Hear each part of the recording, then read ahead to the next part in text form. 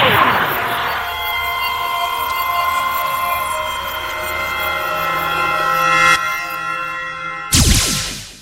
guys, welcome back to part 2 of the Operation V-Set review, and this time it's going to be the Guncannon.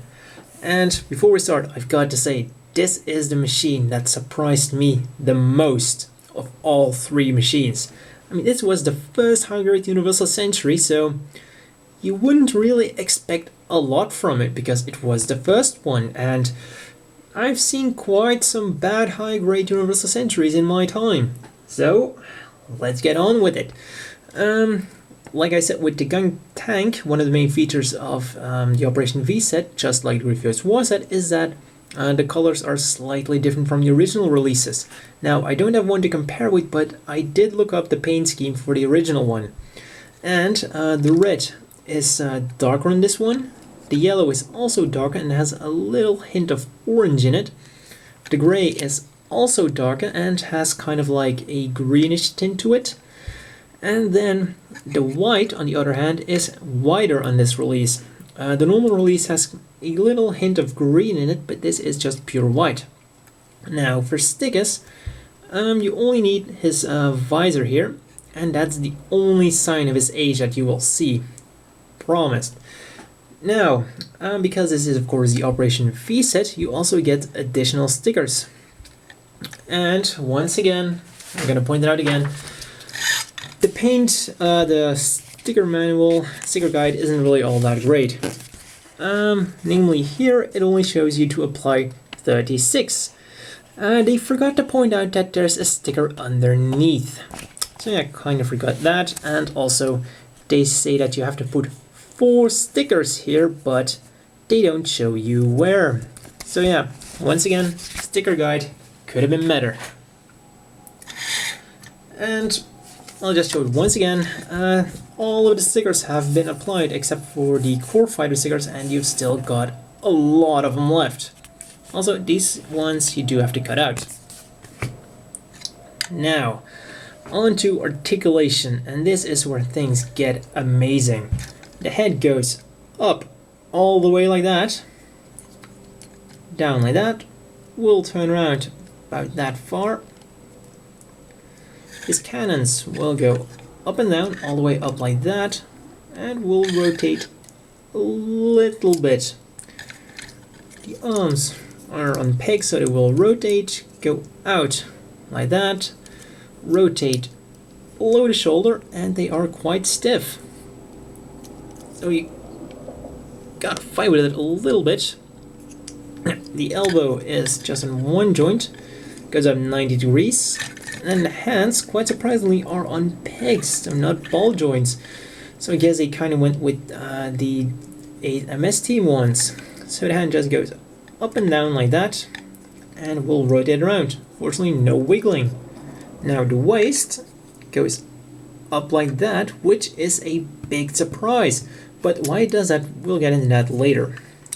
And force a little bit like that. And we'll rotate a little bit like that.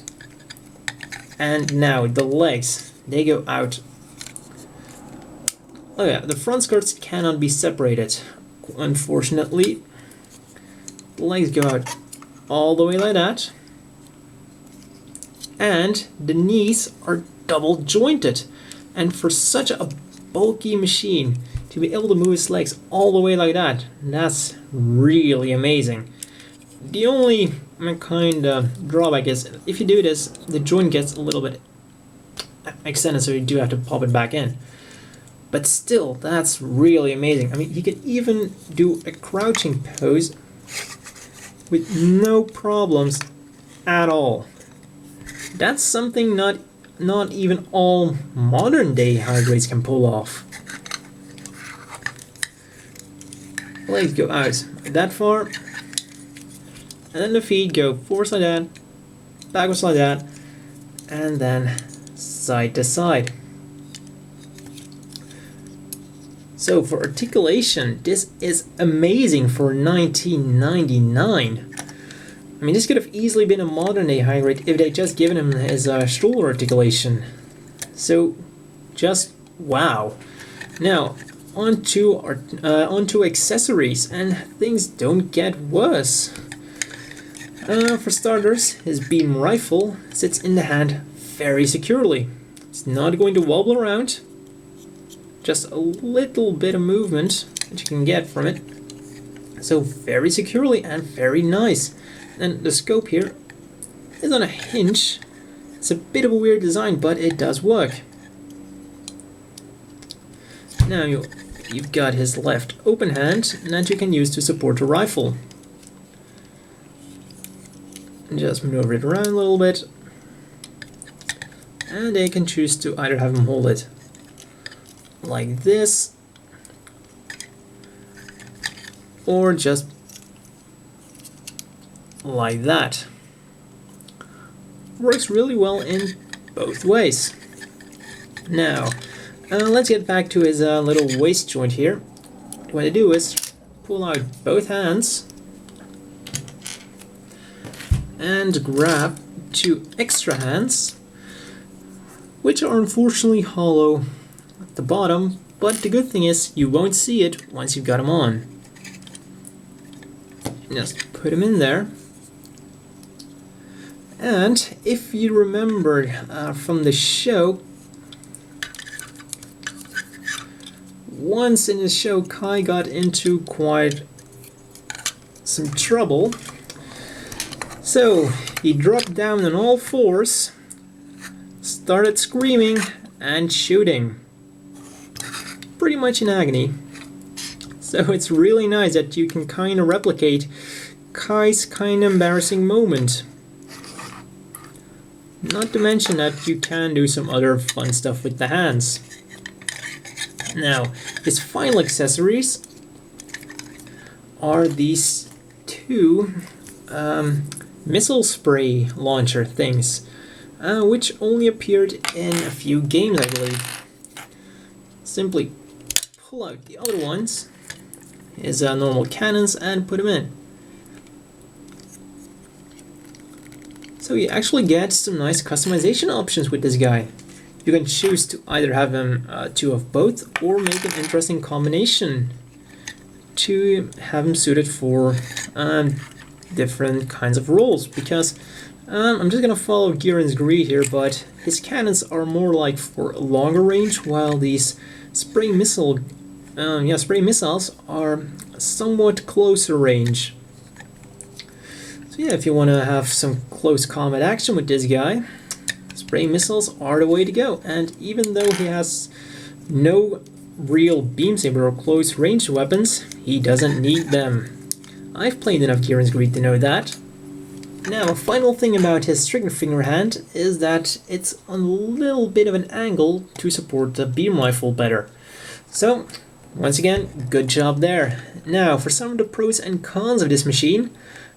Cons, there aren't really any, especially not when you consider the age. The only cons I can think of are that he doesn't have a shoulder joint, I mean the one that goes forwards and backwards, but that's simply because of the time it was made in, really. And that's, well, yeah, another kind of con is that his visor is a sticker and not translucent plastic, but that's seriously nitpicking.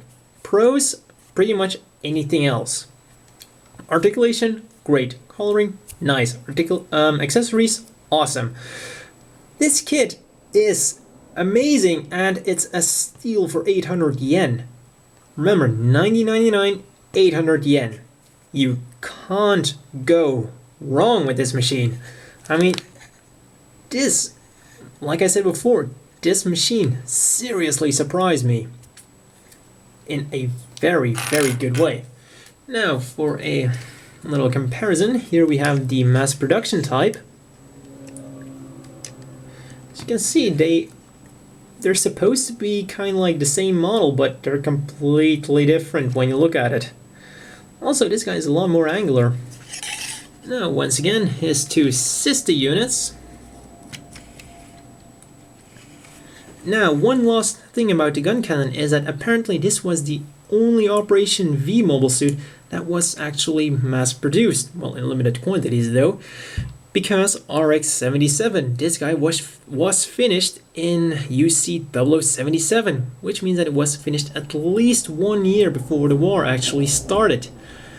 So yeah, it makes sense. They should have had enough time to mass produce at least a few of them.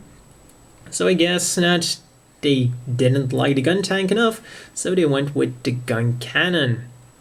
Can't say I blame them. This is a very fine mobile suit to have around fighting Zaku's. Well, that's all for part 2, and see you at part 3.